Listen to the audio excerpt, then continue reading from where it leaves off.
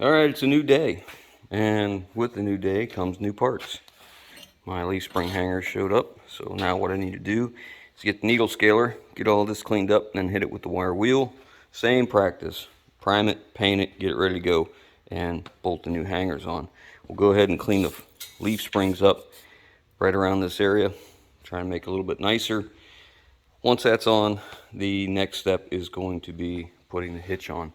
I need to get all this done, and I want to get this done. I want the hitch on and welded in place before I send it out for sandblast and paint. Now, I know there's going to be a lot of people like, oh, why are you going to sandblast and paint that when you normally go through it with a wire wheel, clean it all up and do it yourself? Well, we're shooting for something a little bit nicer, and there's some scale on here that, you know, it's going to be tough to get with the needle scaler and the wire wheel. So that's where we're headed with it. But without further ado, let's get this cleaned up. Okay, now we just got to wait for this to dry so I can put the leaf spring hangers back in. They're out here drying in the sun. Hopefully that'll speed it up a little bit. It's plenty warm this morning. So once those are dry, I want to bolt them on before I start the hitch. I start cleaning up the hitch, getting the paint off for where we're going to weld it. And now I'm going to clean up in here because that plate's 1/2 inch thick, so it's going to come in 1/2 inch. It's going to be tight because of this here. There's not a whole lot of room right there. Got all my bolts. I ran out, so I had to go get some more. But we got this one in, and we got this one in. Now I'm working on the hitch, and unfortunately, this thing was made by Buyers Products, and it's made specifically for this truck. The problem is, it's just cut too crappy. The fit's just not tight enough. If you go in here, what's supposed to go inside the frame, it's 32 5/8. If you go over here to the frame, we have 31 1/8. 33 1/8, right? Yeah, 33 1/8. So 33 1/8, that means we got 3/16 of an inch all the way around both sides. So I went and had these made so that we could put them in here and then slide that in. One of the problems is when they cut this frame off, this isn't exactly perfectly straight, and I really can't take any more of this off. It needs built up out here a little bit. So I'm gonna have to keep that in the back of my mind, that this, when they cut it, it's not straight, and this comes in a little bit. So I can't go any shorter. I can't cut this off and make it straight and cut that one off and make it straight. It's just not gonna work. So I'm gonna have to work on this a little bit. All right, so I got them in, and I'm starting to V out where I'm gonna put the weld. That radius is, they don't match, but it's tight on this one. We'll lay a nice heavy weld in there. I got this V'd out and V'd out down into here. This was long enough on both of these until I shoved this in, then it tightened up this radius here and took a little bit of length from here, but we'll be all right. I'm okay with, I can get in there well and get that welded, I think. So it should be okay. This side, you know, we're in just a little bit. We're gonna lay a weld all inside here as well, just like that side. And we're gonna go around here. And I can see that frame just isn't quite cut straight, but my hitch is straight, and that's what's important here. So we'll just lay a weld in here, good hot heavy weld, and then I've got to get in back here to weld. That's gonna be the hardest part. I'm seriously thinking about taking this cross member loose again and shoving it forward so I can get in there and get it welded nicer. I'm afraid though, once I weld that, it's gonna squeeze that frame and I won't be able to move that cross member back. That'll give me more room to work in here, make sure it's cleaned up, make sure I get a good weld, because, you know, I'm really not a big fan of this, and I may add something else, I'm not sure. Now, we are going to weld this piece to the main frame as well, and I'm probably just going to lay a weld up here, and then we'll have 2 bolts in here as well. So there's going to be a lot going on to hold it. I think we're going to be okay. I really do. If I'm not happy with it, I'll add something else, but I really think this is going to be okay. I don't think we're going to have any issues with this. Yeah. So, all right.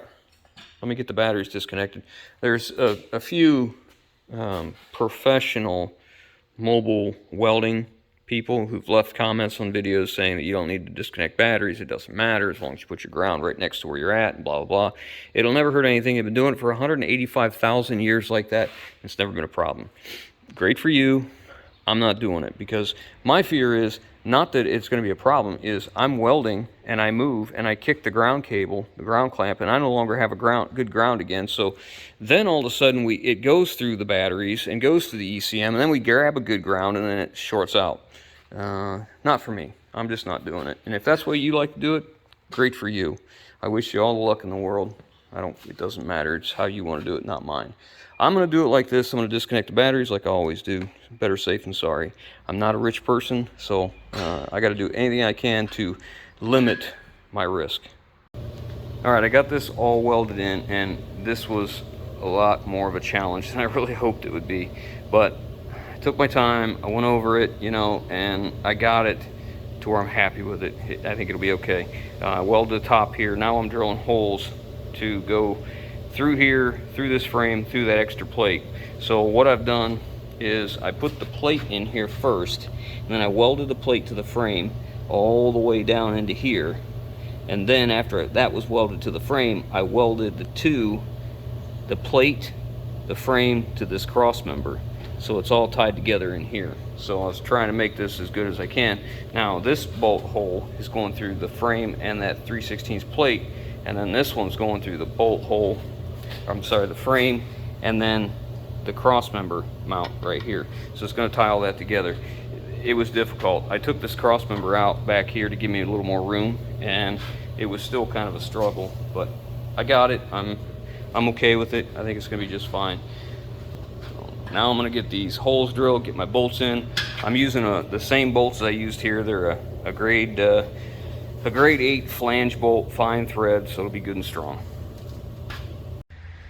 Finally got all my holes drilled. Apparently that Milwaukee drill is not the fuel line. It's, I don't know, whatever, but I don't recommend that drill.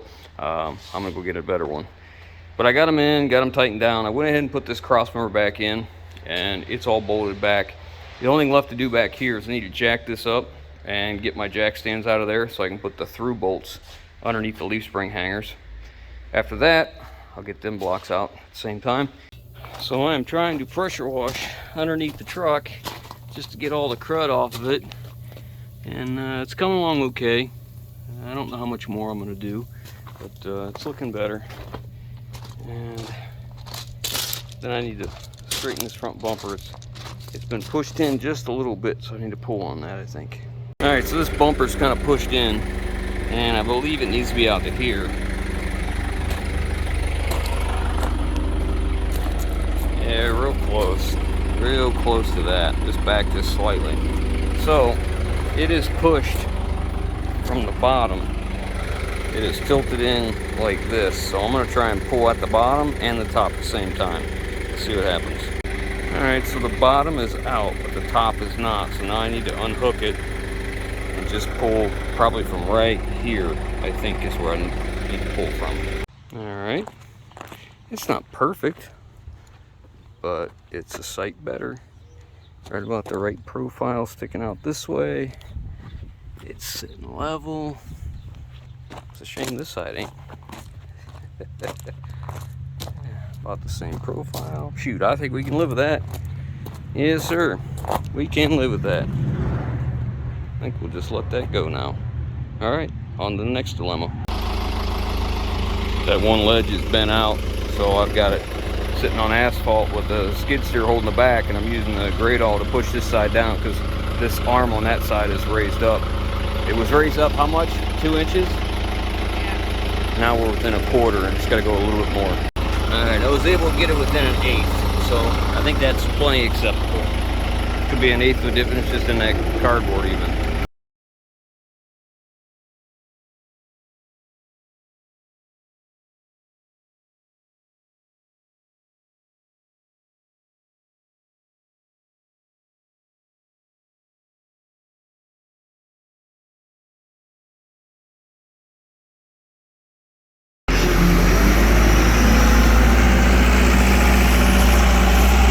Today we're loading up a couple pieces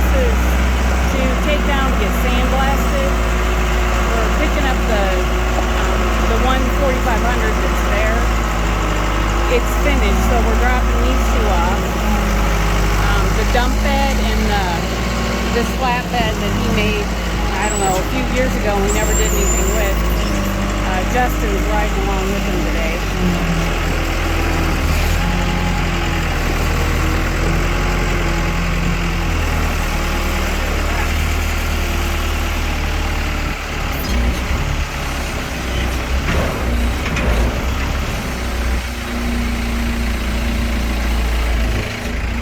Well, that went pretty smooth.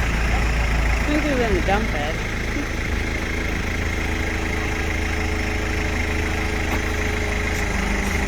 Not that the dump bed was a problem, but it had the PTO hanging and, you know, it was just a little bit more bulky than this.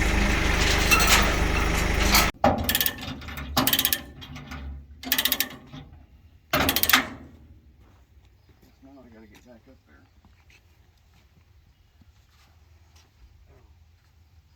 Ouch, ouch, ouch. Hard on the knees.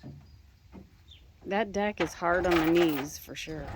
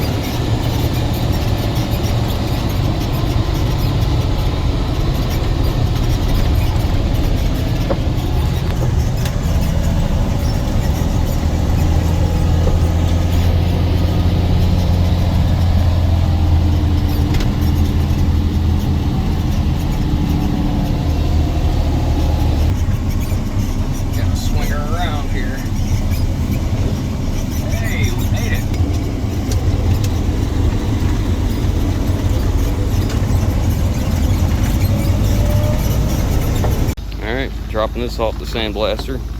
Now we're going to pick up the C4500.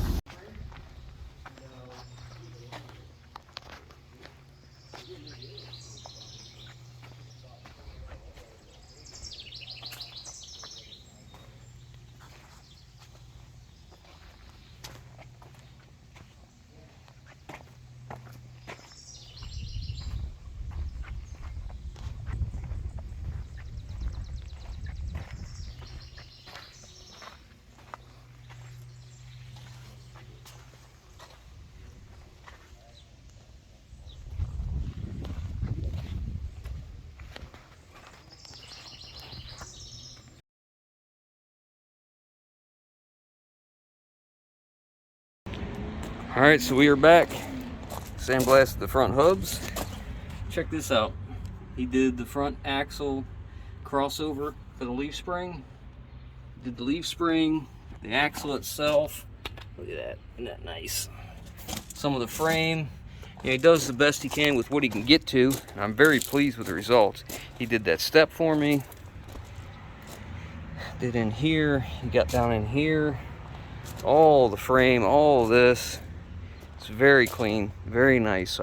Did a very nice job. I'm very pleased. Look how nice this hub turned out. Got the caliper good, the leaf springs, rear end. Even did the end of that hub there. Got the hitch all blasted. Very nice. All in here is done and clean. She looks good. I'm very happy. Very, very happy. This is going to make such a nice truck. So, we are just about ready to start on the man, what a nice job. Anyways, we are just about ready to start on reassembly. We're going to reassemble the battery box and the step and put the fuel tanks back in, put the shocks on, start running all that stuff, and after that we will get on with the dump bed. But that's where we're going to leave you on this one. It's already getting kind of long, so if you guys like what we're doing, give us that thumbs up. If you haven't already, hit the subscribe button, guys, and we will catch you on the next one.